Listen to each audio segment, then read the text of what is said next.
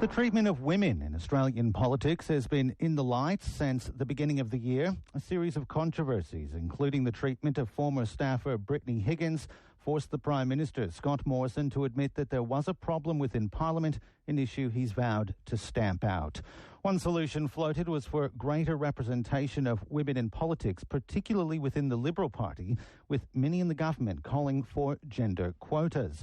But a group of senior Liberal women have come out publicly against such a policy. The group, calling itself Voices of Merit, includes the Assistant Attorney General, Amanda Stoker, former New South Wales Minister for Women, Tonya Davies, and Senator Concetta Fierravanti-Wells. Well, Senator Concetta Fierravanti-Wells joins us now. So tell us, what is Voices of Merit? Satyam, thank you for the opportunity to be with you this afternoon. This is a document that Alex Dorr, one of our members of State Executive, has put together, and can I commend him for this initiative. And I have to say that this very much reflects the views of the grassroots of the Liberal Party in New South Wales, and it also echoes many of the comments that I made in an opinion piece in the Sydney Morning Herald on the 2nd of April, quotas are not a solution in New South Wales. So, Satyam, if I can just give you a little bit of history. You see, in New South Wales, after 20 years, the grassroots members have finally achieved plebiscites and a reform of the pre-selection process in New South Wales for a plebiscite-based system. In other words, everybody in a particular electorate, particular seat, who's been a member in that area for 2 years is entitled to participate in a pre-selection process. So they fought very, very hard for this reform, and so now a non-merit-based quota system, I believe, in the current climate in New South Wales will not achieve what those proposing it want to achieve. I think it's very important. I've always believed strongly that selection should be based on merit. It is a view that's widely supported in the Liberal Party, and regrettably there is a concern that quotas will only return us to the days of entrenched factional power by the factional bosses, which is what we worked 20 years to avoid. So tell us why you're against the implementation of quotas in general. Well, under our new system, which was basically endorsed after a strong push predominantly by the Conservative side of the party in New South Wales, it means that with the growth of membership, and since these reforms for plebiscites have been introduced, we have seen a marked increase in the number of people in the Liberal Party in New South Wales. And I have no doubts that from this growing and diverse base, not just with more women, but people from different backgrounds, I believe will emerge potential candidates, including more women, potential candidates, I think, who will feel more comfortable nominating, because the pre-selection will be a much more transparent and it will be a much more equitable process, and in short, ensures that they will be chosen on merit. And I have to also say that conflating the bad behaviour of politicians with a push to argue for quotas, in my view, is not logical and it's wrong. Pre-selection should always be on merit, and individuals should always take personal responsibility for their actions. And this, of course, is reinforced by the fact that the Liberal Party is a party where individual effort is such an important cornerstone of its constitution.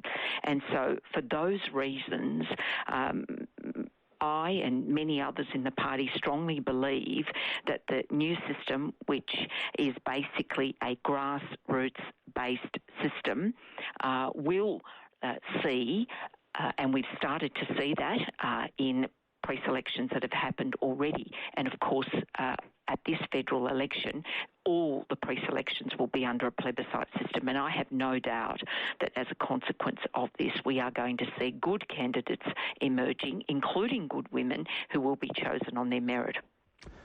Women make up 21% of Liberal Party MPs in the House of Representatives, 35% of senators. Do you think that there's a problem with gender representation within the Liberal Party?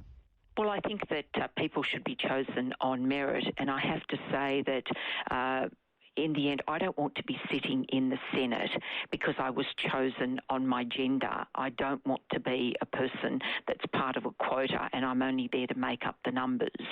And therefore, I would like to be chosen on merit. And so what it is that's very important is that we have to ensure that we not only attract more people, a more diverse grassroots base to the Liberal Party, but as I said, I have no doubts that from this growing and diverse base, I believe will emerge potential candidates, including more women, that will be much more reflective of contemporary Australia than our parliaments already are. I do not believe that our parliaments are reflective of contemporary Australia, but I think that that is not going to be achieved by enforcing an artificial process like quotas. I think that people need to be selected on their merit because of what they can offer, and I believe that the new system in New South Wales, and bearing in mind that a third of the federal seats are in New South Wales, and hence the change to the pre-selection processes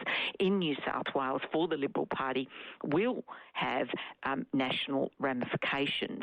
But against this background of this reform that has now been achieved, I believe that the pushing of quotas for women in New South Wales will not be successful. And as I said, there is a strong view that the plebiscite system should be given a go. It's already pre-selected some good women candidates in seats like Eden-Monaro, and I have no doubts that we will see more women pre-selected next time round, and they will be chosen on merit. The Labor Party has gender quotas, and 43% of its lower house MPs are women, 65% of its Senate team are female. Isn't that an indication that quotas do work? Well, the point is, one always wants to be chosen, whether it's for a position in Parliament or anything, because you're there and you're the best person for the job.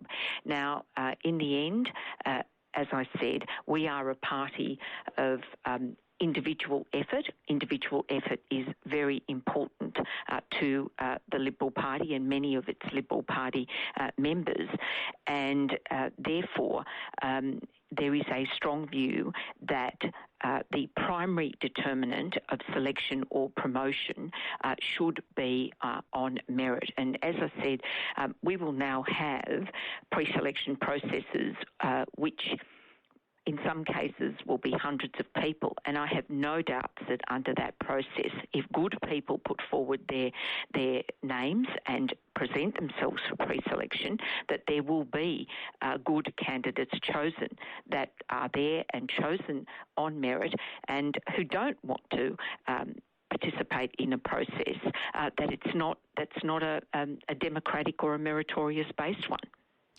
Okay, Senator Fierravanti-Wells, thank you so much for joining us today. Thanks very much, Satyam. That was Senator Concetta Fierravanti-Wells speaking to us about gender quotas in the Liberal Party. Well, chaos and horror